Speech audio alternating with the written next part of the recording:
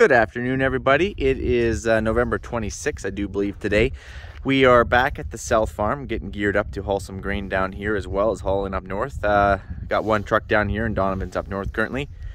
So I wanted to talk about washing equipment because you guys know that I am slightly a bit of a clean freak at times, unless you're getting into the busy season and you kind of let yourself go a little bit. But the truck is pretty clean. I washed this off when we were hauling here.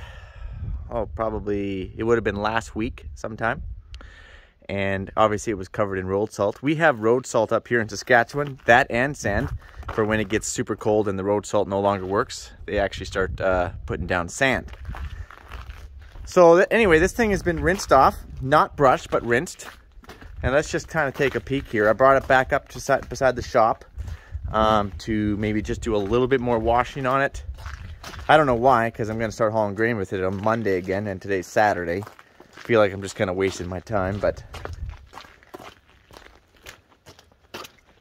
So, this unit had about a week's worth of road salt sitting on it, because you're hauling grain with it. And you can see what the road salt does. You can see all the way around here. It takes the kind of the shine off of the aluminum. And these goofy trailers, here, let's put my gloves right here. Also, you can see it in here. Take some of the shine off. Right here as well. Again, it was just rinsed, it wasn't brushed. I think that if you were to get in here and really start brushing it, maybe you could bring some of this shine back.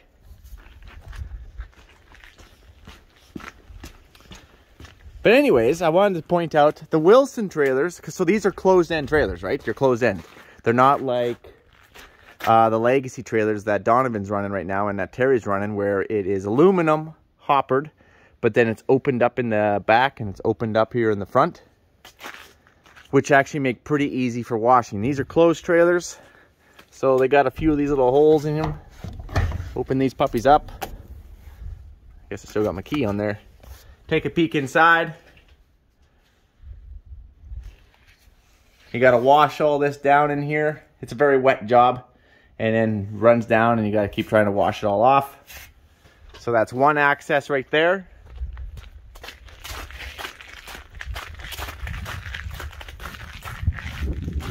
And then there's one more right in here.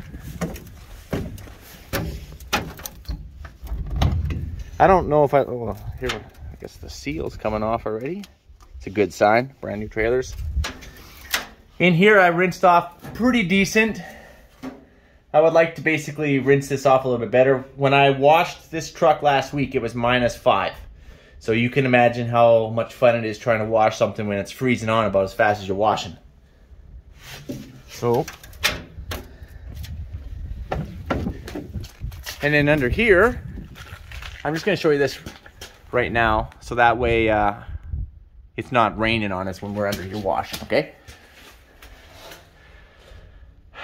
So, obviously we got some gravel on here, we got road salt on here, sand in here, and these are the cons of closed-end trailers.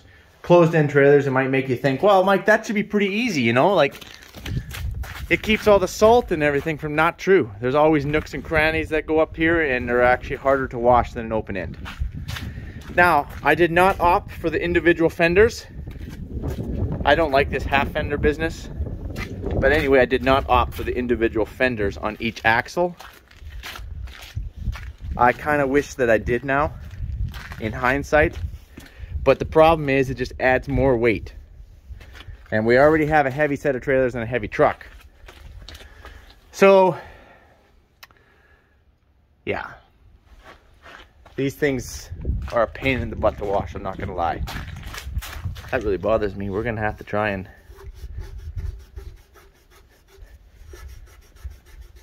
really scrub that out. So anyway, I'm going to get the pressure washer out here and we're going to give this thing another little rinse job. Alright, so I'm running a Hotsy pressure washer in there. Nothing fancy. I'm just giving this thing a wash. I just want to talk about right here too. I don't know if you guys can make this out. His road salt's been sitting, oh, right there. I don't know if you can make that out. The road salt's been sitting on that. It's taking a lot of shine out. You can buff that out. Oh, sorry about that. So that kind of stuff really bothers me. It's because the road salt is so hard on stuff. And it doesn't take long to eat into aluminum. Or take the chrome off of something. So when I'm washing, I want to get all up into here, wash all this down. It's just going to rain on you when you're in here washing it. Then I like to get underneath the truck. I want to wash the frame of the truck. I want to wash the tops of the airbags, because the top of the airbag right here, it's very common for road salt and stuff to sit in your frame here, your frame channel, and the top of your airbags, and it rusts this all out. So it's very important to wash the top of your airbags off, so on and so forth. And again, you can see the road salt was hard on stuff here. This had been rinsed off already. I am not going to brush it. It's only +1 out. It is not super warm. So we're just gonna try and get a better rinse job on some stuff here. So let's get cracking.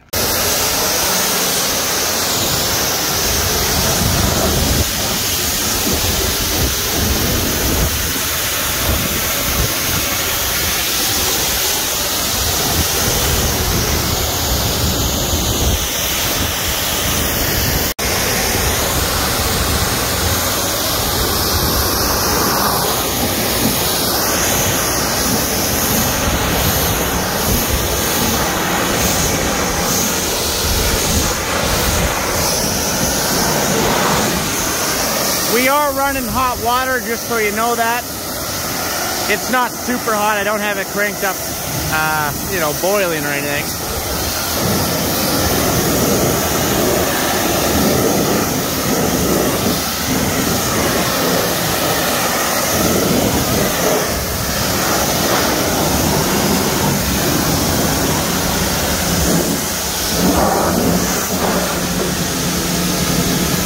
I guess I better get in there, eh?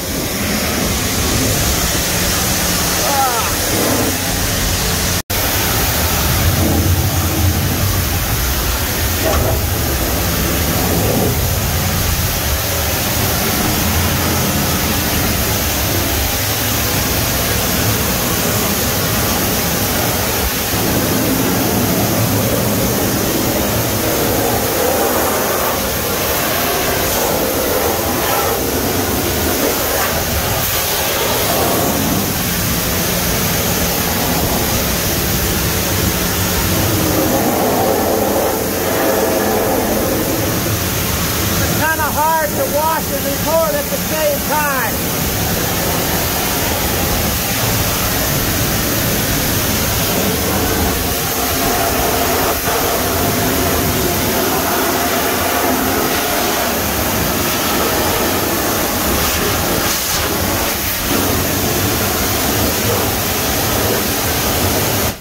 Yeah, very hard to record and wash at the same time under there. I need 2 hands. Alright, I'm gonna put you guys right there so I can do some washing.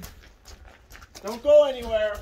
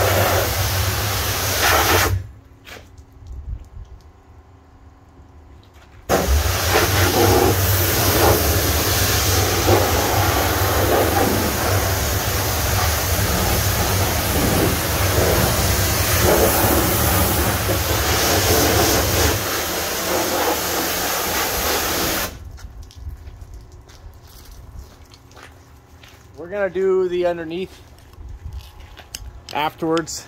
I like to start at the top, obviously most people do. We'll do the top of this trailer.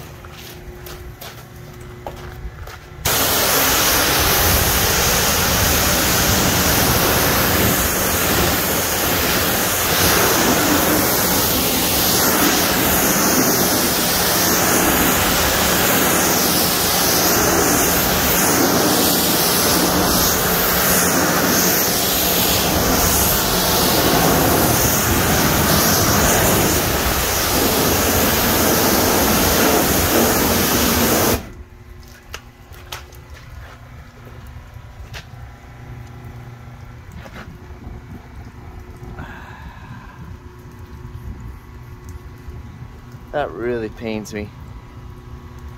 That might not come off as good as I had hoped.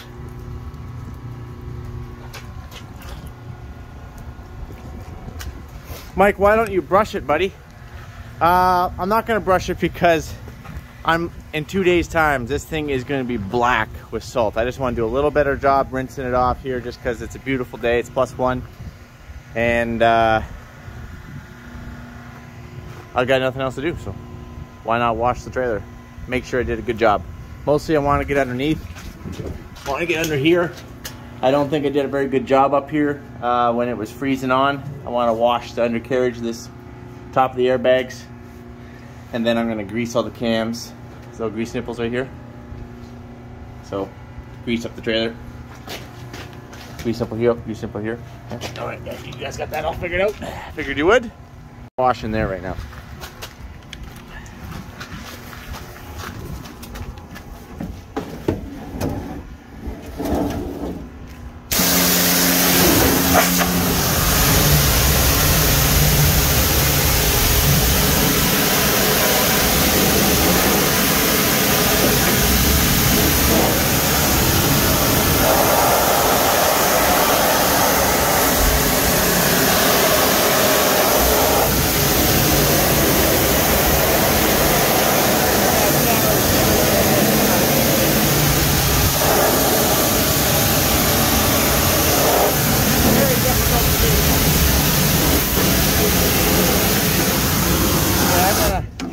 I just can't do this. I'm gonna have to do this on my own.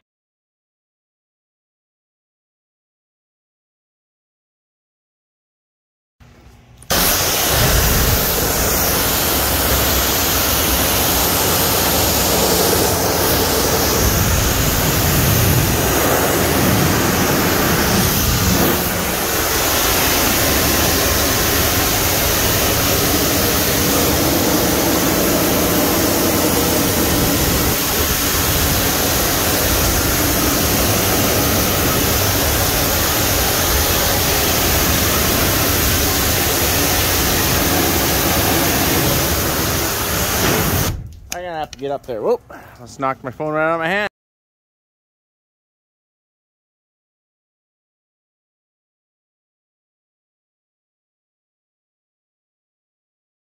All right, so we did not a bad job in here. We could have done better, but it's not bad. It's a pain in the butt to get in these things. It's a very wet job. It's very important to wash off the top of the airbags, like I've already said. Your axles, your hubs, your rims, between the rims, the inside wheel.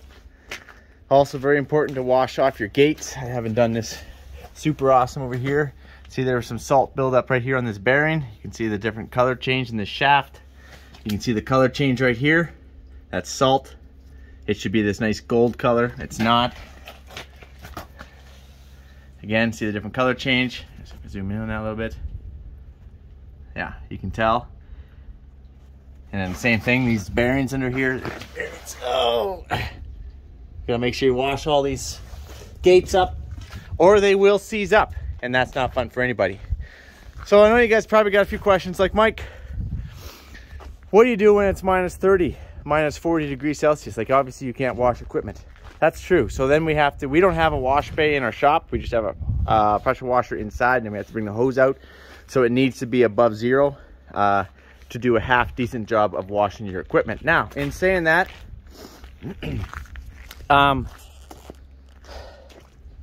when it's in the middle of winter, and if it doesn't look like we're going to get a warm spell, because typically you always get some Chinooks, you know, some Alberta clippers is what we call them, and it will bring up your temperatures to about that, maybe that +2, +3.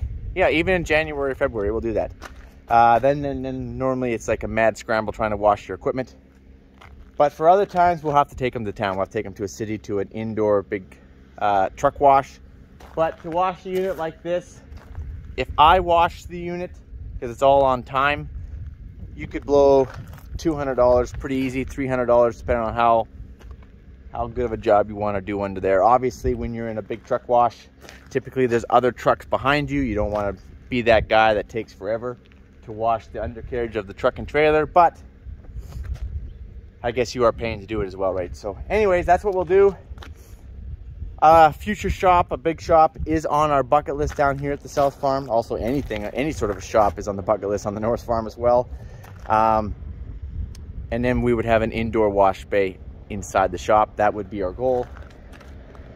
There's people driving around out here. Anyways, but for now, we make do. And I guess if there was times where you weren't doing anything and you could unhook your trailer, you could get your little buffing wheel out and start buffing. This trailer is brand new, as you know. The salt sat on here for about 1 week. That's 1 week. Also, when your salt is sitting on your trailer, it looks like my camera might be a little bit dirty. I apologize about that, guys. But anyways, the temperature outside does make a difference. So if it was -30 degrees Celsius or -25 or -40 degrees Celsius, having salt sit on your equipment will do less damage than when it's about that -5, +3, -5, +3. For whatever reason, the salt seems way more corrosive at those temperatures than if it was just bitterly cold. That's my limited experience. Oh yeah, and we're not talking like your tabletop salt. We're talking like red, like potash type. Holy crap, almost slipped. Salt. Anyways, you guys got it figured. I'm gonna wash this side and I'm gonna let you go and I'll catch it. Oh, I should mention too,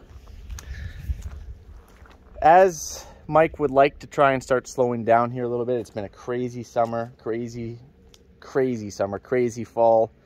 I might reduce the videos from 3 videos a week to 1 video per week. So if the videos seem like they stop on a Monday and a Wednesday, then you'll know why. Expect the videos on Fridays if I go down to 1 video per week. So anyway, just a little heads up on that. I am 50-50 whether I'm going to do that or not. But that is how I'm leaning as of right now. So not that I don't like making videos with you guys, but I would like to slow down a little bit and spend some time with family